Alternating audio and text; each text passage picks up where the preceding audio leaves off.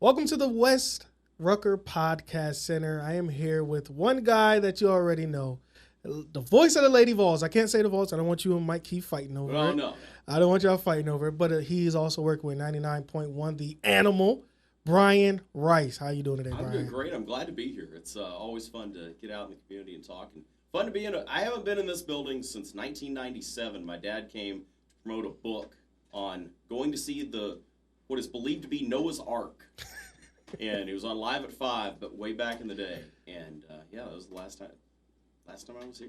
Was like the best day of your life at that time? It was really cool because you walk in, and I'll always remember, I've told Bob this story, but Bob Kessing's coming in to do sports, and he'd left his shirt, and he had to go to Easttown Mall and pick up a shirt on the way in, and he's like unpacking the shirt to put on so he can go do his hit at 6. What? Yeah. Yeah. Hey, those are the things that happen. I don't know what you do now. You don't have Easttown Mall down the street. It's an Amazon center now. But no, that was cool. And you get to see a little bit of how the magic's made. So. Well, I need some more memories from you, especially with Wes Rucker. This is his podcast room, but we're going to get to that at the end. I need to know your favorite memory of Wes. Well, I'm going to start the memory banks going. All right, so we're going to get to that at the end. But first and foremost, the Lady Vols softball team did really, really well over the weekend. The first game they dropped, got run ruled, but then game 2 they bounced back, 1-2-0, and then last night 4-1, beating the number 2 team in the nation of Alabama Crimson Tide. What did you see last night from the Lady Vols that give you confidence that this team can actually win the SEC tournament? Well, it's passing the bat. Is what they say. You get a hit, next person gets a hit, next person knocks them both in. That's what Tennessee's been unable to do lately. You've had players hit home runs. You've had players get on base but get stuck out there. So last night was a big step in that. You win the Sunday game with 2 solo home runs, and that was great. It was great relief, get a great pitching performance from Sage Marjeko. But to win games in the postseason, you're going to have to score runs. You're going to get great pitching performances, but everybody's great in the postseason. So how do you pass the bat? How do you manufacture runs? And that's what Tennessee was able to do. They did it in the big 5th inning last night, going double, single, and then to get an insurance run, bunting a runner over, knocking her in with a sacrifice fly. That's Tennessee softball, where you can hit the long ball and score runs that way, or you could manufacture runs. It's that kind of diversity of offense that you like to see, because there's a lot of different ways that you have to win in the postseason. I'm happy you talked about Sage Marjeko. I'm going to get to Carlin Pickens, who had a night last night. But Sage has been really consistent throughout this whole season. How much of a big difference will she be heading into the next part of the season? Well, she's been so important because I don't think you saw this coming. Now, that's not an insult to Sage. She's a fantastic talent, was very talented out of high school. Tennessee wanted her out of high school. She picked South Carolina, transfers to Tennessee after her great freshman year. Last year was good, with room to grow, and then she had an injury in the offseason where she had surgery and was unable to pitch in the fall. So when you don't go through fall practice, it's like a football player not going through spring practice. You don't know exactly what's coming up. Right. You don't know where, it could be fine, or you could end up behind the 8 ball. And she was doing very well in preseason, but there was still unknown as to how long it would last and what her development would look like. Would she hit any roadblocks in the middle of the season? But she hasn't. She's been fantastic from start to finish. Every performance is good, and her changeup is just devastating because the release point's the same as the fastball. So when you have that, it's magical because, okay, you're throwing a 70-mile-an-hour fastball, or you back it all the way down to like 51, 52, you're making hitters look ridiculous. And that's my favorite part, is when she just freezes somebody with the changeup, either outside corner for strike 3 or gets them to swing through it. Yes, and I love that because Sage actually to me is the difference maker. I know that we talked about Carlin, but Sage has been the most consistent. I think she only lost 1 game this year while she was at the mound. Listen, I'm going to tell you right now, that is going to be a difference maker as we get to these better teams and when we see Texas and Oklahoma's in the SEC. But going back to Carlin, 11 strikeouts last night. I don't know if you got your free Coke from Waggles. So it's below the stage. How much of a difference will she make as she gets back to herself as we end the season and get into that tournament time? Well, for her, it's actually about the changeup. It's funny we mentioned that with Sage. With Carlin, when she's placing the changeup, she's unhittable because then fastball, drop ball, rise, they're pinpoint. But the changeup's the key to the whole thing because her other pitches are close to a similar speed. Now, you've got to account for the movement, but speed-wise, she's got to be hitting the changeup. And she wasn't on Saturday. And she knew it and was trying to work through it and couldn't. Bounced back in a big way on Monday night, and that's all you can ask for. Now, what about Karen Weekly? I mean, this is my first year covering the Lady Vols, but she seems loose. Is this the loosest that she has ever been around this team or around her previous teams? It is. 2023, when we won the SEC regular season and then the conference tournament, was a big step forward in that attitude for her, because she's a very serious person on the field, but jokester off the field. There's a couple of former sports information directors that may or may not have had some Sharpie mustaches drawn on them on buses, but she's very loose off the field when you're away from softball. And she found a way to inject that part of her personality into how she coaches a few years ago. And it's paid huge dividends over these last few years. But yeah, have fun when it's time to have fun. Celebrate the things along the way. None of these things are a destination. Winning a series against Alabama is great. It's not a destination. But if you just say it's business as usual, act like you've been there before, what are you doing? You have to celebrate the little things along the way. You don't go overboard. Tennessee smoked the cigars after the series went over Alabama. They wouldn't have done that 3 years ago, 4 years ago. But Alabama did that when they won the Super Regional here in 2024, and I think Karen wanted to show the team this means something. Mm-hmm. This means something to the program. This means something to our team. And yeah, her mentality and the staff's mentality is a big part of why the team can feel confident the way it does on the field. We didn't get a cigar. Did you get one? I got one. I didn't smoke it last night. Spring in East Tennessee, man. I've been on the edge of death for a week from allergies. The pollinating has gotten me.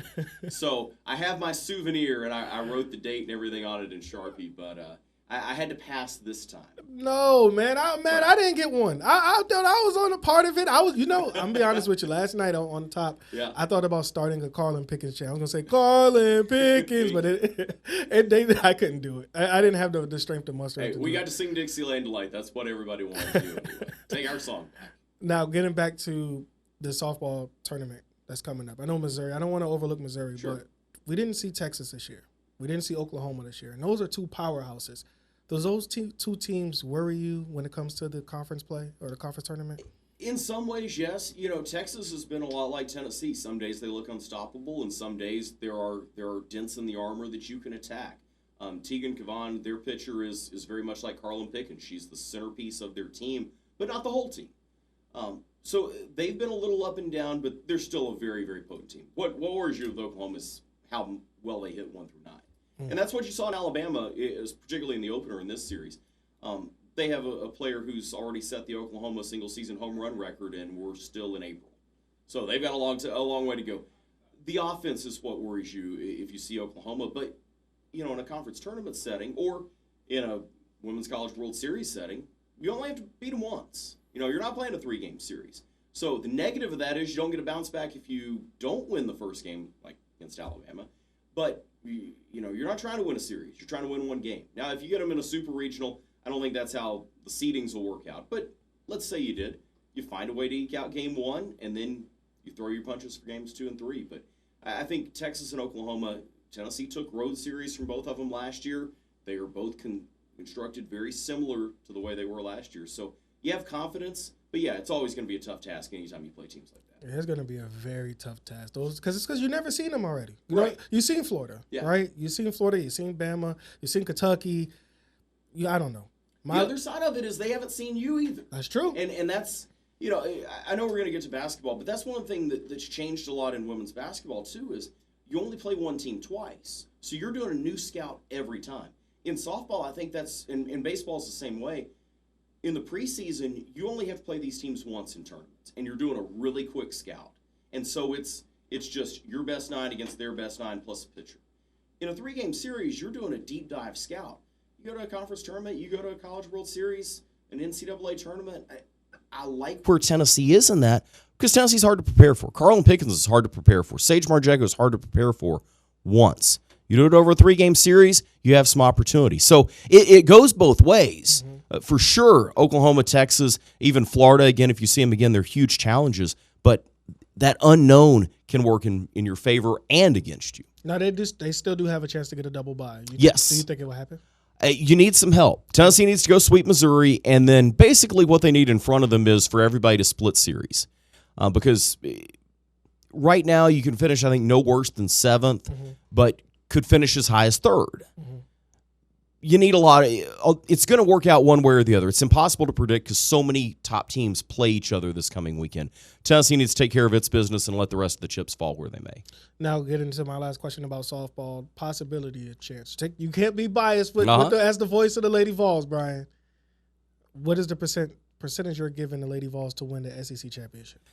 In the tournament, it's tough because you face, as you mentioned, these top teams on short preparation.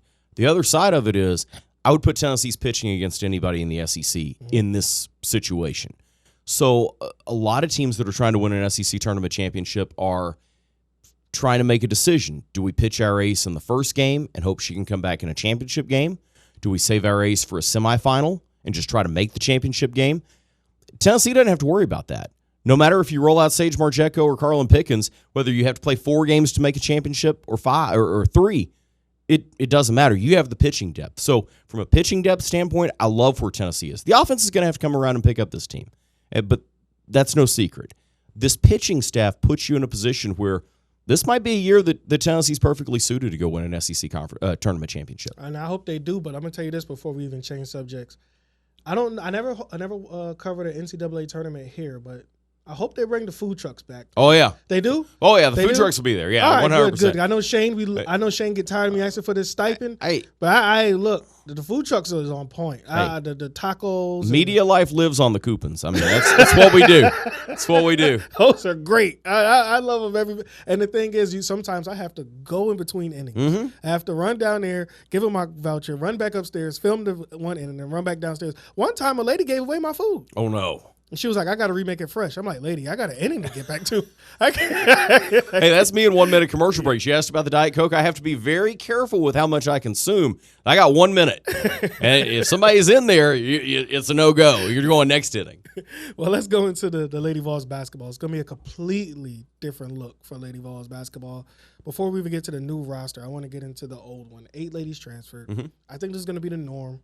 Transfer portal is going to get people in and out of teams and situations that they don't want to be in. But 2 of them go to the SEC. Cooper, Talasia Cooper, and Jada Civil. Is that big in your eyes that they're going to come back and they will play Tennessee here next year? Is that big in your eyes that they stayed in the SEC and possibly come back to the Food City Center? If you asked me that 5 years ago, then I would say, yeah, it's a big deal. You don't want that. In today's world, though, Talasia Cooper came to Tennessee from South Carolina. Now, she never played for the Gamecocks in her year there. It played sparingly, didn't play against Tennessee. But in today's world where there's no transfer restrictions, there's none of that, you see it more often than you ever have before. And so it's going to be a little weird, but I don't want to give you the shoulder shrug on it, but it's just kind of the nature of the beast. You mentioned the players that transferred out. It's if it was one thing that caused everybody to leave, then it would be something to talk about. But I think for everybody that left, I think the Twins made the same decision because of a family situation. I think everybody else had completely different reasons for leaving. And I think part of it, you saw Talasia Cooper and Jada Civil as the last 2 out. I think part of it was them, like Will Smith in the end of Fresh Prince, looking around going, okay, how do I look out for myself? Right. Okay, there's nobody else here. How do I look out for myself? And that's what players have to do today. So I don't fault them. I don't like it. It's not going to give me the warm feelies when they come back to Food City Center next year. But it is kind of the nature of the beast in college sports today where somebody's scoring 20 points for you this year and might be scoring 20 points against you next year. But you've attacked the portal the same way. And you have a couple of SEC transfers coming in as well. 2 of them came because of a coaching change. Another left where she was. I think that's when you're in a world where SEC teams are some of the top teams in the sport, you want to get those players in. And the downside of that is when players leave your program, if they're good, they're going to want to transfer to somewhere else where they have an opportunity to win a championship. And for the most part, that's in the SEC. Now, on the other side of that, brand new roster. Yeah. If we could pull it up. Brand new names, and they got some names on them. Had to come up with my cheat sheet. I'm going to give you a quick story before we even get into that graphic. I don't remember who they signed. A producer heard me yell in in the office. I'm in there. As soon as I sat down, I saw the name. I'm like, what is going on? Like, I can't pronounce some of these names, but they got Abavado. Yep. You got Janae. Yeah. You have a lot of names there. I want to know, before we even get deep into this roster, what's your call card like, man, so you could get these names remembered? So I brought my Georgia chart from last year because two of the players that are on it, one, you don't need any help. Zencraft, she wasn't playing, so she's highlighted in pink here. But Riley Turkoff, you write it out phonetically, so when you're looking down quick, it's Turkoff for 3. You don't have to go, there's her name, there's how you say it. You just roll with it. So, if somebody's looking at this, my idea with preparation for broadcasting, and if you want to be a broadcaster, anybody who's out there saying, I want to be a broadcaster, you have to love doing these broadcast prep sheets as much as you love calling the games, because otherwise you have no chance. Every game is a final exam, but I set these up where if I get sick the morning of the broadcast, I could say, hey, I need you to come do the game for me. Here's all the prep, just go. And I think you could, or anybody could. That's the idea.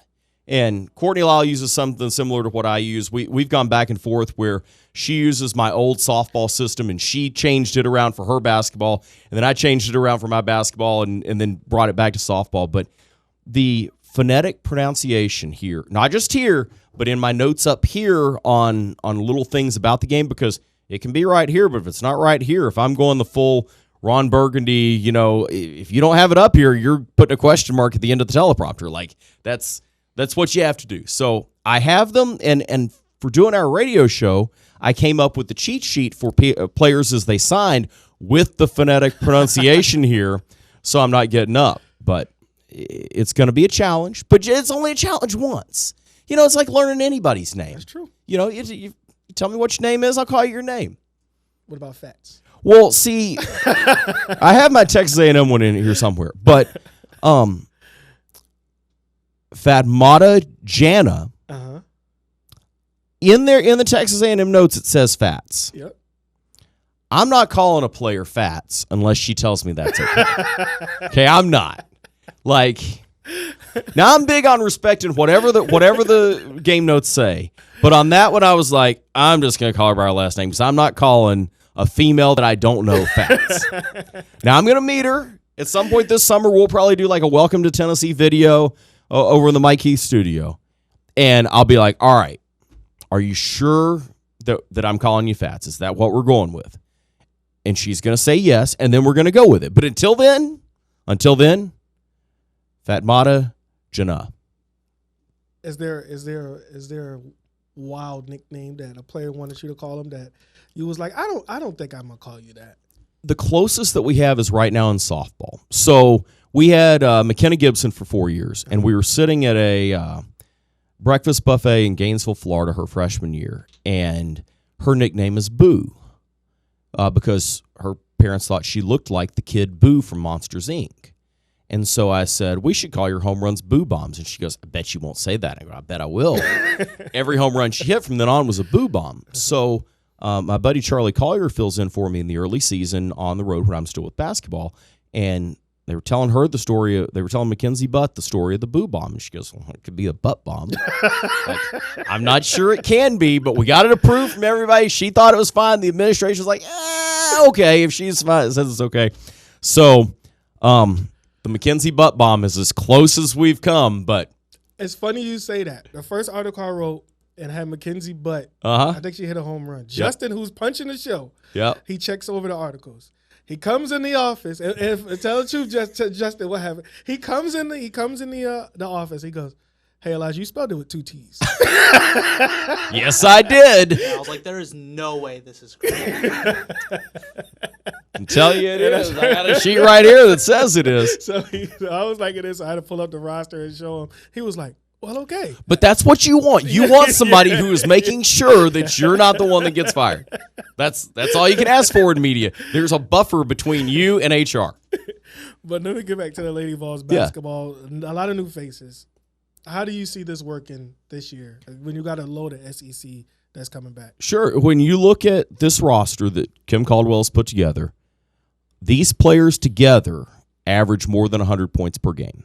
The ones that are announced, obviously you don't know what production you'll get from your freshmen, but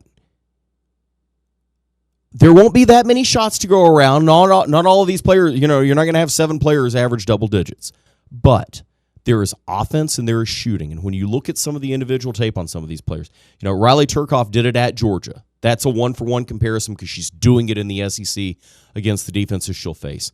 When I look at Naomi White, was the leading scorer in the nation for freshmen last year at Northern Arizona, 20.8 points a game. You go, well, okay, is it going to translate from Northern Arizona's conference? Go watch the tape. She's getting double-teamed. She's hitting Chris Lofton fadeaway shots. You put her in single coverage? Right. You put one player on her? Or, God forbid, you get her open? But that's the thing about these three-point shooters that Kim Caldwell's recruited this time. These aren't players that need the distance between you and I to be open and shoot. They can get off contested shots and hit them at a high percentage. You have multiple players that are averaging better than 40% from three. That translates when you watch the film and see how they're doing it. Because a lot of players need some space. These players don't seem to need that space. And the other thing, they want to be here. They chose to come to Tennessee at a time when maybe it was, at least for the first couple of them, difficult to make that choice. Mm-hmm. Kim Caldwell sold them on what she was doing, what she wanted to do, and what they could do for this program. And I think she said it in an interview with Mike Keith last week. See what these players can do for the program, not what the brand of the program is going to do for them in an NIL space or something like that. That will come with success. But she found players that want to play basketball and want to help the University of Tennessee, and that's exciting for me to see how it gels. It's a huge risk. It's unprecedented to have a completely new roster. But Kim Caldwell attacked it, didn't shy away from it, added 2 new staff members. They got after it right away, and I feel good about how they've handled it in a situation that was unprecedented and really an impossible situation to be in. Right now, these players aren't on campus yet, so they're not having off-season workouts. Mm-hmm. I can't imagine how weird it is for the staff to not be doing off-season workouts. But I guarantee they're using their time to make sure that something like this doesn't happen again, and that Tennessee's season this past season is not what it looks like in the future. Brian Rice, the voice of reason, people. I try. The voice of reason gave us Lady Vols hope because, it's going to look different. And we all know it's going to look very different. But whatever happens, Kim Caldwell's going to have her hand on it. And I think she's going to put her best foot forward and probably get a good season out of this. Yeah, you can't shy away from it. And that's one thing I've always appreciated about her is sometimes it rubs people the wrong way, but she is very honest about what happens and the process and everything else. And I think that pays long-term dividends for her, for the program, and for the players. Now, before I let you go, I got to hear your best Wes Rucker story. I'll share mine too, so I got plenty of them. But since we're in the podcast room, Wes Rucker's podcast room, I got to hear, what is your favorite Wes Rucker story? Well, he and I spent a lot of time sitting on the baseball buckets at the end of the dugout at Knoxville Catholic High School. But the best Wes Rucker story is when he was a sophomore in the JV baseball team photo. He thought it would be hilarious to flip the bird to the camera, and nobody noticed until the pictures get printed. Yeah. Well, this isn't today where you just open Photoshop and Photoshop it out. Digitally retouching photos in 1998 was a little more difficult than it is now. So I think his dad made him work to pay for the retouching that had to be done. Today, I could open up my computer and have Photoshop done before we have the end of this conversation. Back then, it took a minute, but if you look at the yearbook photo from that year, his hand is, it's a nub because of the way they had to retouch it.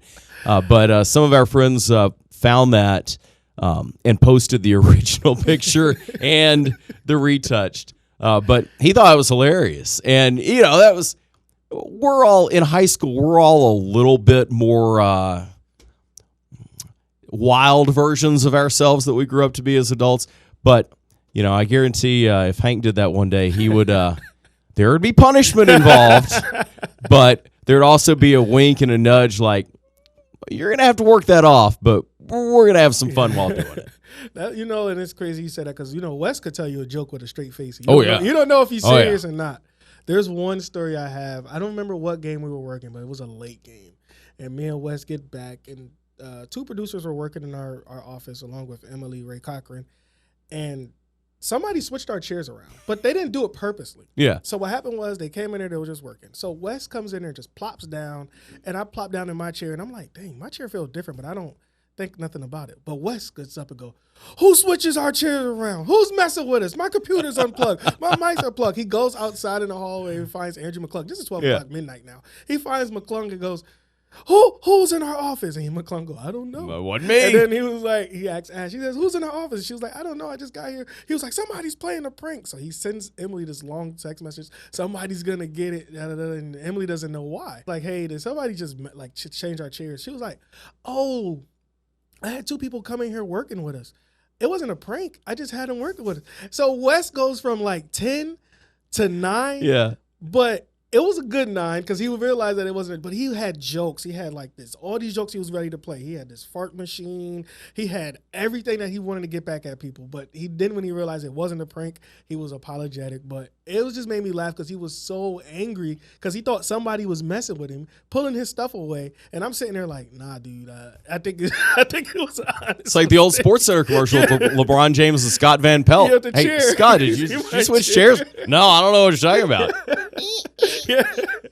He was so angry, but I got so many stories about it. But that one, I could not stop laughing on my way home. And that's a 24-minute drive from here. I was laughing about this. Like, this is ridiculous, but yeah. But Brian, thank you for stopping by. Appreciate giving it. us some insight on the Lady Vols. Have fun in Missouri because I know you're leaving, Wednesday? Packing a coat. Yep, going to Missouri. At least it's not snowing. The first time we went there when they first came to the conference, spring of 2013, we get snowed out on Friday and play a doubleheader in 36-degree weather on Saturday. So at least it won't be that. But I know you have a lot of Mizzou grads in this field, and I think there are probably some in this building. Oh, there's a lot of Kansas people in this building. Okay, well then they can't stand Missouri. But they John Becker's one of them. John Becker has the same problem, though. He had to wear a coat every day of his college career. Chris Budden, when she was here, she'd always talk about how great. I think she went. She and her sister were on the opposite sides of the rivalry, I believe, Kansas and Missouri. I was like, you both had to wear a coat for all of college. Like, don't get all high and mighty on us here. But no, looking forward to getting out there. And last regular season series, broadcasting games is one of the great pleasures of my life. Do you have a favorite place to eat out there before I let you go? Shakespeare's Pizza. It's pizza in Missouri. Oh yeah, Shakespeare's Pizza is legendary. Is it brick oven? I think it's traditional oven. But here's the thing about Shakespeare's Pizza that I respect. They have in the fountain both Coke and Pepsi. Because I'm a Coke guy, or I'm a Diet Coke guy. Okay. If places have Pepsi, it better be real good. But there they have both, so everybody's happy. But Shakespeare's Pizza is number one. There's a place called Bucci's Burgers that's a favorite of Mizzou grad Tom Hart with ESPN, so I'm going to make a trip there as well. That's what I love about softball. Basketball's fun, but you plop in for like half a day. For softball, we go move in for the weekend. We get to see the sights. Sometimes that's good. Sometimes it's less, but it's going to be fun this weekend. As long as you're not going to Peoria, huh? I'll leave that to Joel Silverberg and the Ice Bears. Thank you for joining us, Brian. Thanks. I appreciate it. Justin.